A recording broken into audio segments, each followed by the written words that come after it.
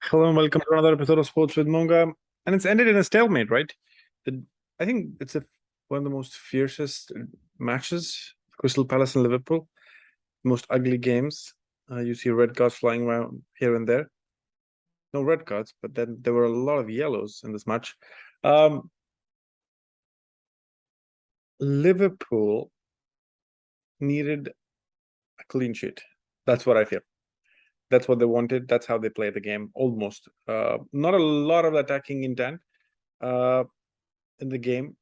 Some would say that after the drubbing that they had against Madrid in the midweek, Jurgen Klopp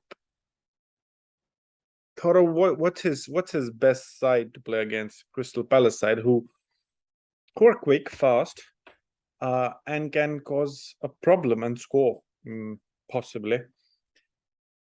He brings in the most, I would say, I wouldn't say aged, experienced lineup that he has always.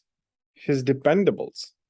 Gomez out, Matip in, Guaita in, Milner in, and finally, from after a long time of injury, Diego Jota starts. Fabinho, Setic, Gomez, and Nunes out. Nunes and Gomez out due to injury. Fabinho and Setic on the bench after the Real Madrid game from the midweek after losing 5-2 at Anfield. And that's kind of the game, right? You feel that's what's happening. You know, that Craven, like Selhurst, or I'm not saying Craven Cottage, Selhurst Park will be like buzzing with that, like, because Liverpool coming to Selhurst Park to Crystal Palace, it's always a cracking game. But then they had a drubbing in the game in the midweek, so they needed something more stable, and that's what he went for, I think. I still felt, Liverpool, of course, had a lot of chances. I wouldn't say not a lot of chances, but then they controlled the game in the first half. It finished goalless, but then the Reds dominated most of the game in the first half, and they struck the woodwork a couple of times. Like Salah hitting the woodwork would have gone in, but then it didn't. Jota's header is, hits against the post. Matip, Alexander-Arnold, Trent, Jota and Salah all forced saves from Guaita. He was amazing. He was the man in charge in that penalty area. Nobody could kind of, they just couldn't score. But then it could have been different. Palace also had chances. Palace was really looking menacing in the end of the first half, where Mateta, that's a goal. You can't miss from 6 yards. You can't hit the post from 6 yards, man. Come on, you have to finish this off. But that's what happened. They hit the post. That's good positive. It's a good kind of showing momentum and showing the intent to actually score. And that's what happened. But then I feel the game, or the player that I was most exciting to watch was not a Liverpool player. It was Eze, who was causing the problems on the right touchline. And Olise. Yeah, when Olise was owning the right side, Trent from Robertson, it was very hard for him to go up. He was playing really back, but then Henderson had to kind of come in and try to defend. Olise was the man, and then on the left side where Schlupp was playing, Trent looked really rugged, or Trent looked really tired. And the minute Patrick Vieira from the Crystal Palace manager got Eze, Trent was out. There was no chance. It was Milner's problem to kind of tackle. But that's kind of the thing, it was a very defensive match in my mind I think I've stated earlier enough that why I feel they, Klopp went that way. Keita was not in the game at all. I felt Keita was really lost. He was trying to find positions. He just couldn't. And, Klopp made the right sub. Keita out, Elliott in like the first half. And then the game started kind of turning. Eze comes in for Sloop. Mateta goes out and Edouard coming in. So that kind of gives the attacking intent for Patrick there, who if they click, they can be menacing. These guys can be menacing. Crystal Palace can just crush any opponents. They don't care who's in front of them if they smell blood and some weakness. Trent goes out for Liverpool. Fabinho comes in.